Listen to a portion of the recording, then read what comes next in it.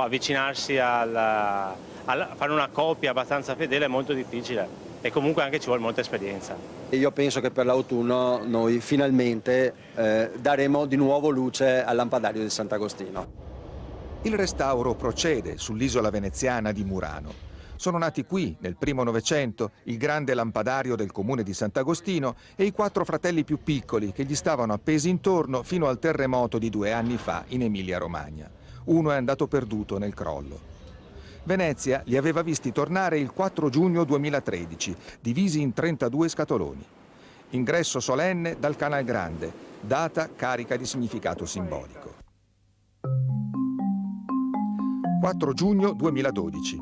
Nel giorno di lutto per le vittime, anche Sant'Agostino conta 2 morti in una fabbrica, i vigili del fuoco di Ferrara riescono a sfilare i lampadari da uno squarcio nel municipio pericolante. Li staccano manovrando a distanza. Al comandante Cristiano Cusin è venuta l'idea di attrezzare una pinza con sensori e videocamera per non far correre rischi agli uomini. Ma bisogna subito metterli al riparo, bisogna smontarli. Il maggiore pesa 4 quintali, un fragile gigante alto 5 metri e largo 3 alla base. La staffetta dei soccorsi passa al consorzio Promovetro di Murano. C'è anche il presidente Luciano Gambaro quel 4 di giugno. Non ci ha pensato 2 volte quando la soprintendenza ferrarese ha chiesto aiuto. Il consorzio contribuisce al salvataggio e si impegna a curare gratis i superstiti. Così ha preso corpo il progetto Una luce per l'Emilia. Anche per Murano. Promovetro raccoglie una 50ina di fornaci che resistono nella laguna di Venezia. Gestisce il marchio del vetro artistico di Murano, istituito con legge della Regione del Veneto.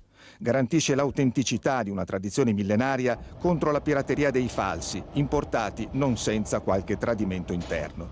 Concorrenza micidiale, tanto più in questo tempo di crisi. Noi questa operazione l'abbiamo fatta principalmente con il cuore, perché era un piccolo atto simbolico che noi facevamo nei confronti di Sant'Agostino, però era anche un grande atto d'amore verso la nostra storia, verso la nostra cultura, perché il lampadario ancora un po' ci appartiene. Per amore, i lampadari in vetro di Murano sono arrivati a Sant'Agostino. Trasloco romantico e autoritario disposto da Italo Balbo, ferrarese gerarca fascista. Voleva far colpo su una donna. Questo lampadario era esposto nel Salone degli Stemmi del Castello Estense di Ferrara.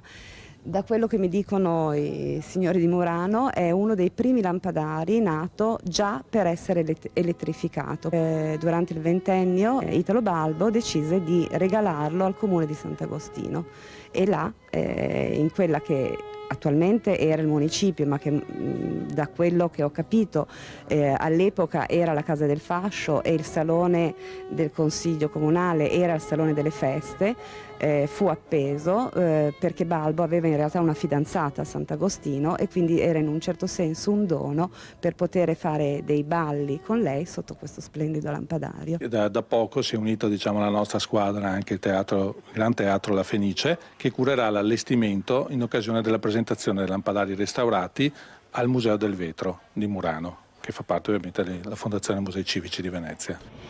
Il restauro è complicato dall'adeguamento dell'impianto elettrico. Deve essere compatibile con le nuove norme di sicurezza e insieme con il manufatto comprende elementi originali in legno. Stiamo studiando anche una speciale elettrificazione che ha LED, per cui avrà la stessa luminosità, lo stesso effetto dei lampadari originari, però con un consumo nettamente inferiore. Il vetro di Murano brillerà ancora nel municipio nuovo di Sant'Agostino. La vita che va avanti, ostinata, irriducibile.